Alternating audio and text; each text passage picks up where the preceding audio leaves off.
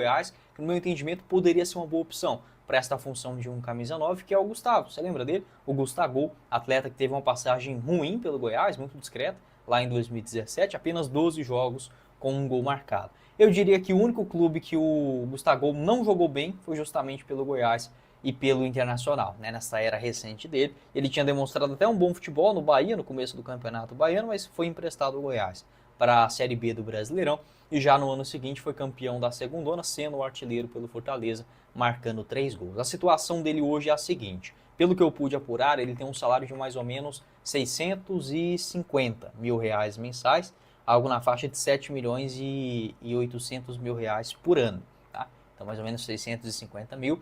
Recentemente foi procurado pelo Remo e tem contrato somente até o final da Série B do Brasileirão. O Gustavo joga no Xangai Port, esse clube da China, tem um caminhão de dinheiro, foram 21 gols em 36 jogos na última temporada no futebol chinês. Aqui o mapa dele de movimentação na Champions League Asiática. Eu não gosto, por exemplo, do Goiás tentar repatriar muitos jogadores. Você pode ver que geralmente não dá certo. Não só no Goiás, mas no enredo geral, né, do futebol.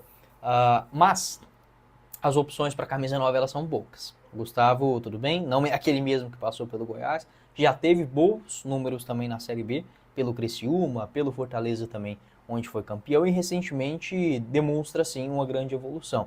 Só que é um jogador muito caro. O Goiás poderia chegar aí no máximo ao quê? 250, 300 mil reais mensais, mas enfim, ficaria sendo uma sugestão minha aqui no nosso vídeo também, seja para essa temporada ou no ano que vem, se tudo der certo, o Goiás voltando para a Série A. Com essa quantia de 600 mil, né, se fosse 650, se fosse para repatriar um jogador, eu pensaria logo no Pedro Raul. Por que não? O salário de mais ou menos 700 mil, né? Lá no Corinthians tem contrato até o final de 2027. Eu pensaria no Pedro Raul, um empréstimo, enfim, o Goiás pagando a metade, jogador que não deve seguir também na equipe para a sequência do ano. Tá? Pode deixar a sua opinião, o que você pensa a respeito dessa história, qual seria a sua escolha para a função de um camisa 9. Eu acho que é assim muito necessário o Goiás contratar mais um camisa 9, isso porque até agora o Facundo Barceló não engrenou, não acho que é um jogador descartável para a Série B, não. O Facundo Barceló é um nome que eu manteria, será importante, só que para mim não é esse cara para o Goiás. Eu não vejo o Facundo Barceló como o cara, tá? Para a função de um 9. E o Brenner Herculano é muito limitado para ser um reserva. Luta, briga, faz de tudo dentro de campo, deixa tudo que pode, só que não é o suficiente para o Goiás numa Série B para ser uma segunda opção, ainda mais que o Barceló tá mal. Então o Brenner Herculano tem que entrar tudo. Bora começar o nosso vídeo de hoje para discutir essa questão da SAF em um momento que o Goiás vive tenebroso, né, da sua história. Não quer dizer que a derrota no Clássico tenha justificado tudo isso, que o Goiás não presta só por conta de uma derrota. Não, e eu falava isso desde o ano passado.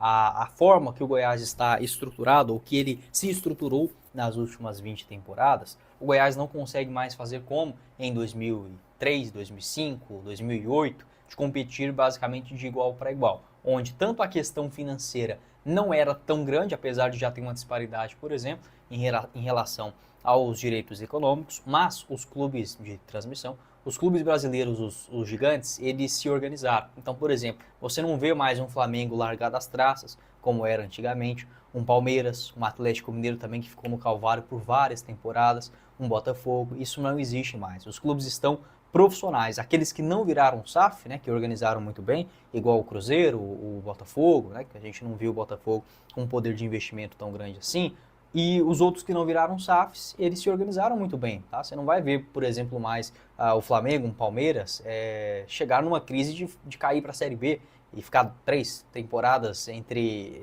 10º, 15º, 16º, não vai ter isso mais, tá? O cenário econômico é totalmente diferente. Pode acontecer isso? Pode, porque o futebol ele é imprevisível. E uma montagem de um elenco ruim, algo nesse sentido, pode acontecer. Mas é a mesma coisa do Real Madrid se tornar um clube mediano na Espanha, ou o Manchester United. Isso não vai acontecer mais. Então, o futebol brasileiro, ele já é difícil por si só. Não é culpa do Goiás estar fora dos 12 grandes. Não, a coisa aqui é muito mais embaixo.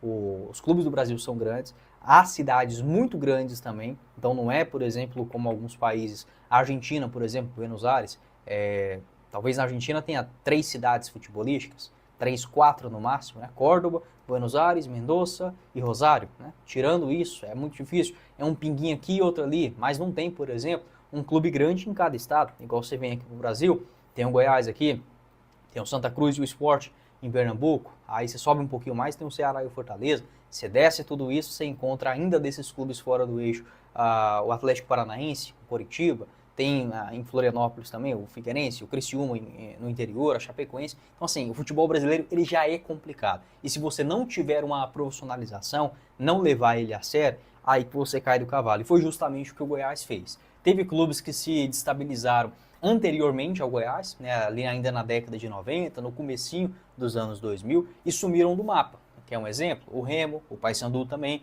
clubes que são grandes assim como o Goiás, nesta questão de clubes fora do eixo, mas que por falta de organização eles sumiram. E o Goiás, para mim, eu não tenho esperança mais na questão,